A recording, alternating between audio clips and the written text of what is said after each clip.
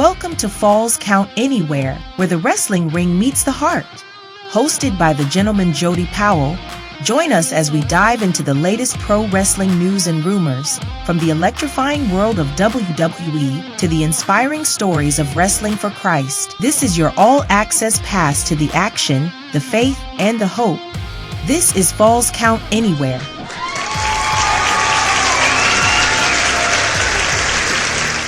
Hello, wrestling fans, and welcome to Falls Count Anywhere. I'm your host, the gentleman Jody Powell, and with me, as always, is the mad scientist Mike Buchanan, deep inside the Buchanan Laboratory. Mike, buddy, what's going on? Not a whole lot, gentlemen. What's happening over there in South Kakalaka? Oh, man, just a lot of bipolar weather going on. We were cool and rainy, then it was hot and muggy. We got a hurricane rolling around in the Atlantic, trying to make its way this way. Now they're saying that it's going to turn and move away, and some models are saying this, and some models are saying, when did we let models start becoming weather women? I don't know. You're sure that hurricane isn't Shane Helms?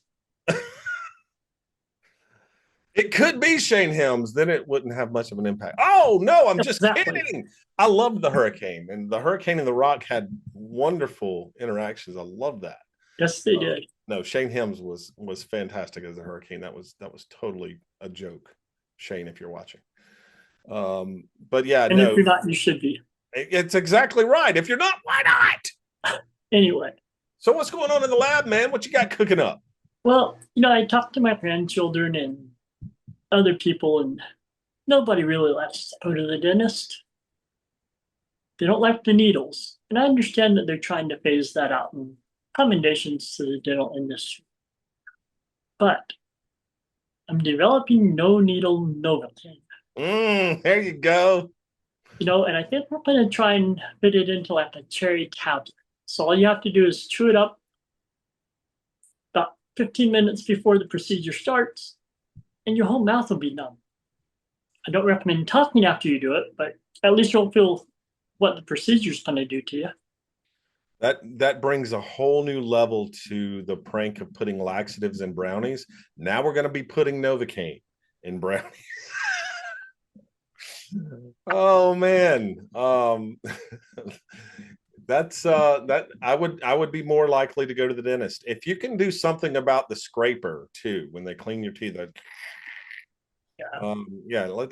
Let's take the metal out of our mouth, please. So speaking of metal, I have no way to transition to the WWE with metal other than to say rock and wrestling. Wait, heavy metal. We're translating to the WWE via metal because we're talking about the old belts. Well, that's right. Very good, man. Good job. What I want to talk about with the WWE is just something that's been on my mind. It's the structure of the title picture within the WWE. You've got Raw titles, you've got SmackDown titles, you've got one title that floats back and forth between the two brands, and the women's tag team title. I don't know why we can't have some consistency and some common sense when it comes to the title picture in the WWE. Why in the world, Mike, do we have two? I mean, are they world champions? One is the undisputed WWE champion. The other is the world heavyweight champion. Well, it's like I told you before we went on the air, Jody. If you have a, quote, undisputed champion, you have another world champion, there's a dispute about who the champion is. This isn't the territory days. There absolutely is. And even if it was the territory days, this is still the same company. It's not like NWA used to run a world heavyweight title in the Mid-Atlantic and a world heavyweight title in no, they had one world champion that traveled the territories. We talked about this, Mike, and you were pretty adamant that we should have one champion for the organization, not world champion, not undisputed WWE. And at first I'm like, you know what, I'm okay with it. But now the more we talk about it, I'm not okay with it. It doesn't make sense. I get why they do it, because they want to have a SmackDown brand and a Raw brand, and it's almost like they're running two independent organizations within the WWE. But I just don't think that's the right answer. And I don't think it's what fans want. Maybe I'm wrong. Maybe I'm in the minority here. But when someone says, "Who is the WWE World Champion?" I don't want to have to stop and think, well, wait a minute, which one are you talking about? And the same thing goes for the WWE Tag Team Champions and the World Tag Team Champions. I mean, you talk about diluting a division. How, I mean, despite the fact that that match at SummerSlam with the WWE Tag Team Champions, I don't even know which brand that is, but the SmackDown brand, that 6-team TLC match was incredible. But if you have people who are brave enough and who are talented enough and who are kind of in that stuntman mentality, it's hard not to have a good TLC match. It's a high spot fest. It doesn't mean that we're getting good stories coming out of the tag team title picture. And we haven't had a good tag team title picture in years. Here's one for you. Have you had a decent story in years? Are you hearing me, WWE booking? Oh man, we give the WWE a hard time. You know what?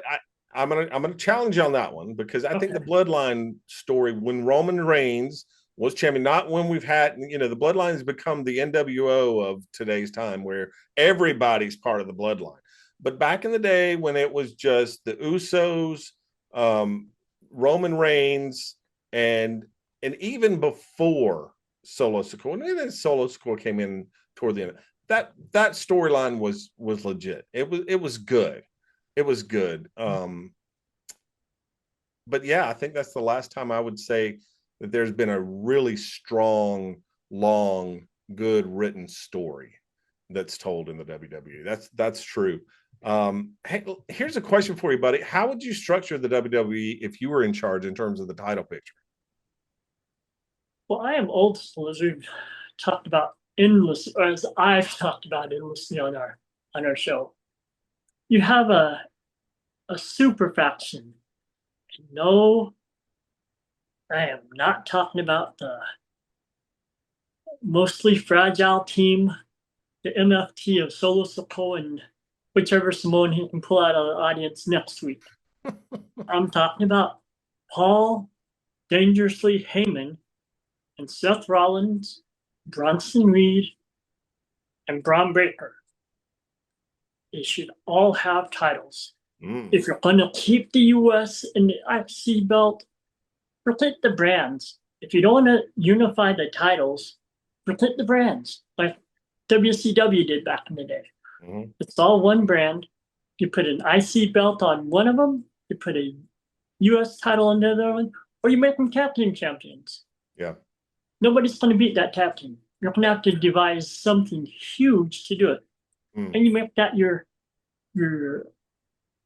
faction not as good, but in the model of the Four Horsemen. Yeah.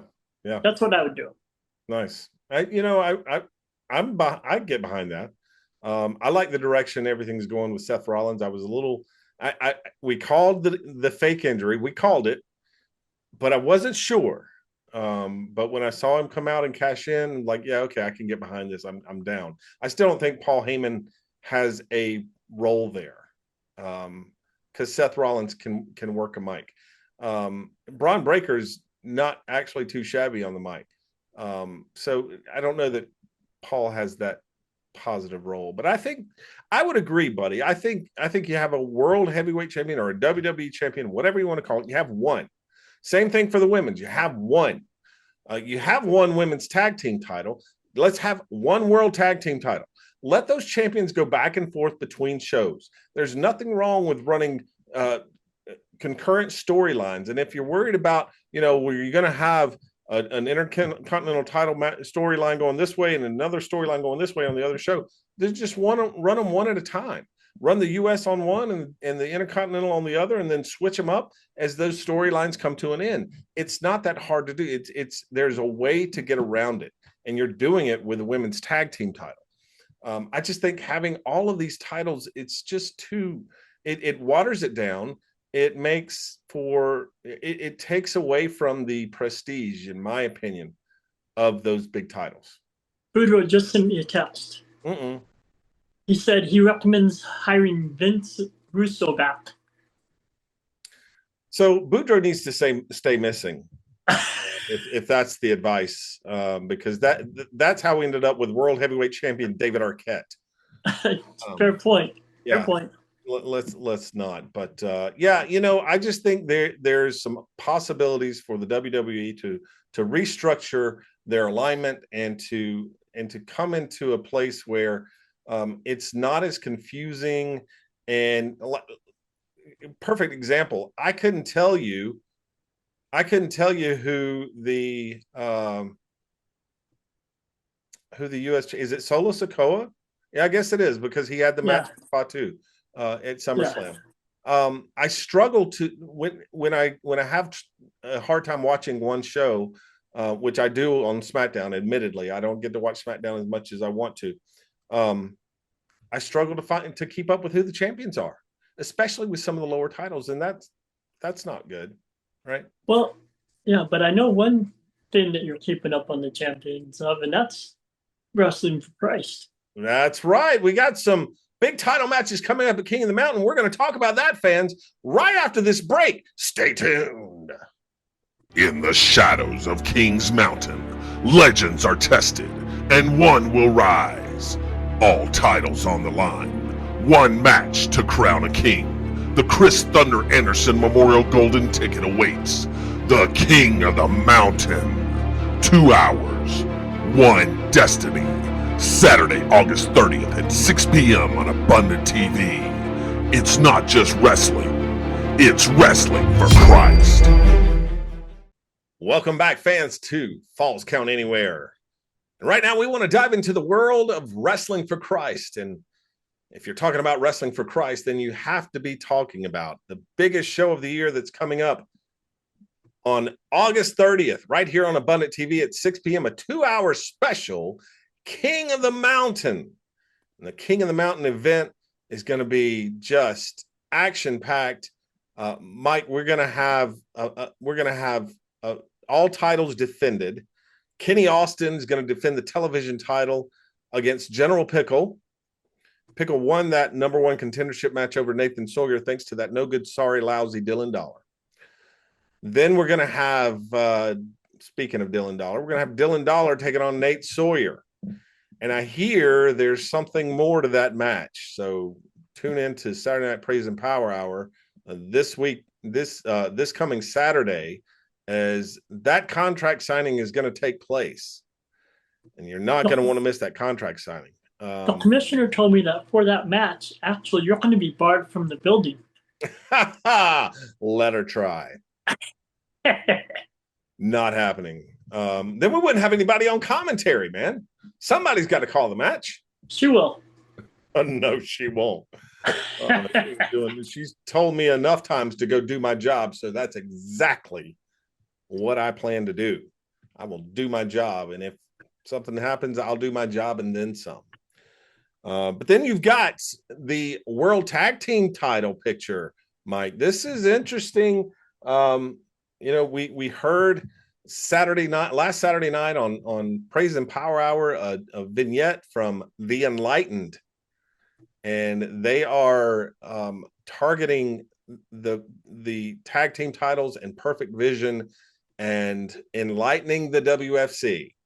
Well, we're going to have an interview this coming Saturday with The Enlightened on Saturday Night Praise and Power Hour. I want to know what makes these guys tick. What in the world is this light they're trying to spread? How is it contradictory to the message of WFC? Is it contradictory? Give them the opportunity to tell us what's going on with The Enlightened. That's what I want to know. So that interview coming up Saturday, and then of course King of the Mountain, King of the Mountain coming up August 30th with that tag team title match, Perfect Vision versus The Enlightened. Then you have the world title picture, and I want to talk a little bit about this, Mike. It's been about a month since AWOL defeated Shane Austin with a little something inside the mask, shades of El Grande Americano. I think he stole it from AWOL, actually. But something stuffed in the mask, a nice headbutt. Down goes Austin. 1, 2, 3, new world champion. Always put an S on it when it's talking about AWOL, because they say any member of AWOL can defend the title. Well, apparently, I don't know if any member of AWOL is going to defend the title at King of the Mountain, because everything that I'm hearing is that they're going to have a mystery opponent. And usually when you have a mystery opponent, one of two things happens. One, somebody makes a return. Well, I have it on good authority that that's not going to happen in this match. Maybe in the King of the Mountain match, but not this one. Or two, there's not going to be a match. And that's the more likely scenario that I'm cooking up in my brain. So let me tell you something right now. I'm going to go ahead and put it on record that I'm going to do everything that I can to make sure that AWOL defends that WFC World Heavyweight title at King of the Mountain on August 30th. So tune in this coming Saturday to Saturday Night Praise and Power Hour to see if that comes to fruition or what happens with AWOL. Who's picking the mysterious partner there, gentlemen? Well, you would think it would be the commissioner, and the commissioner is tight-lipped about it and told me many times to mind my own business, but I refuse to do that. I've not been one to ever do what I'm told. And so I'm going to dig in and find out more about this mystery opponent, and if there is a mystery, because quite frankly, if AWOL thinks they're going to get the night off on the biggest show of the year and not defend the WFC World Heavyweight title, yeah, we're going to do everything we can to make sure that doesn't happen. I'm a conspiracy theorist. Your commissioner's going to announce another member of AWOL as the mystery opponent. Oh, no. And they're going to do a Phoenix Report of Doom, and the first AWOL is going to retain the championship. Yeah. You never know what's going to happen. Interesting thought, Mikey. Interesting thought. I'll have to think about that one too. So then you got King of the Mountain itself, the King of the Mountain match. This is where I think we can have some surprises. This is where I think we can see some guys that are making returns or making debuts, because all you do is go to the ring and try to throw your opponent out of the ring. It's just like when you were kids, you'd climb the hill and you were king of the hill until somebody came and knocked you off the top of the hill. Well, in that ring, all you've got to do, you don't have to throw them over the top rope. You can throw them under the bottom rope. You can throw them through the middle rope. Doesn't matter. As long as their feet hit the floor, they're out of the match. That's how you become King of the Mountain in Kings Mountain. And it is going to be an incredible, incredible show. Last year at King of the Mountain, we crowned the WFC World Heavyweight Champion, the Carolina Dreamer. He went from first to last to win the title. Will we see Dreamer make a return? I don't know. Who will we see?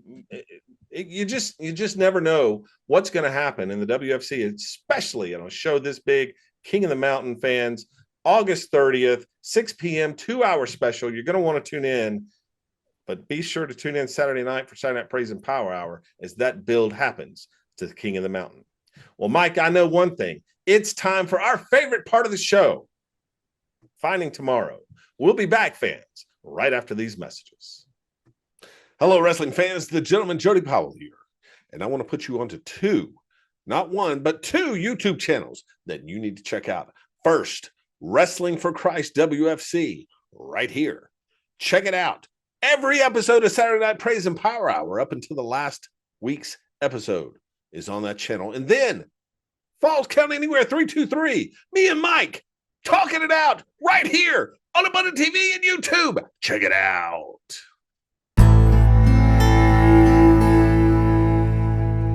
When Wrestling for Christ visits the Philippines, we bring more than just wrestling. We bring the love of Jesus Christ. Our mission extends beyond the ring. We hold vacation Bible schools, run basketball and youth camps, and visit villages to share the gospel, offering hope and encouragement to those in need. Since 2017, Wrestling for Christ has seen thousands of professions of faith and lives changed simply by sharing the love of Jesus. In 2025, we're planning to return for television tapings on Abundant TV to reach even more lives. We need your support to continue this vital work. Help us bring hope to the Philippines. Scan the QR code to donate today and go to our website to learn more about this ministry. Thank you and God bless.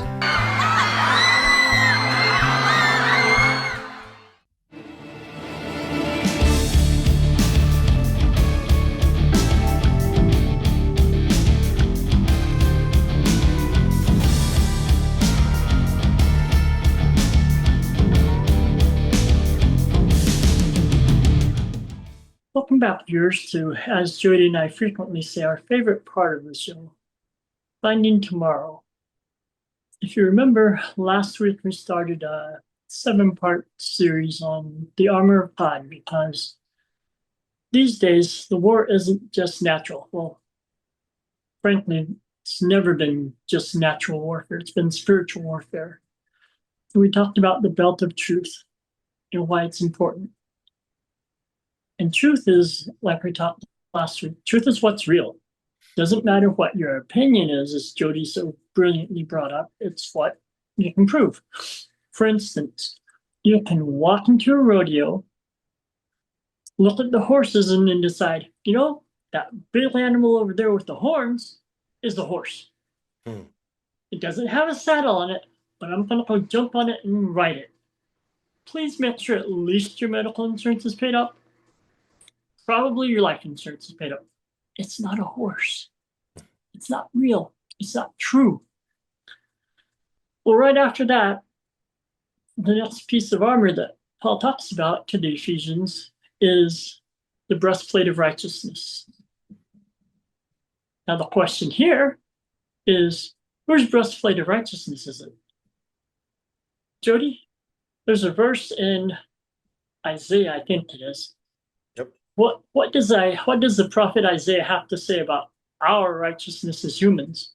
Yeah, Isaiah 64:6, it says, all of us have become like one who is unclean, and all our righteous acts are like filthy rags. We all shrivel up like a leaf, and like the wind, our sins sweep us away.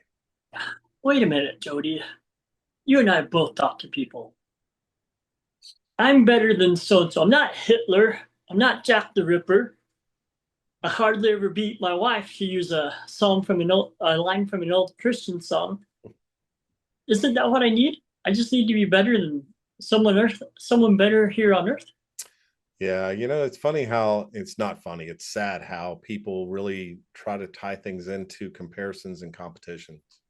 If I can just be better than this person, or if I can make the cut, for you golfing fans out there, getting into heaven is not about making a cut. There's not a low bar that you're trying to overcome by something that you do. It just doesn't work that way.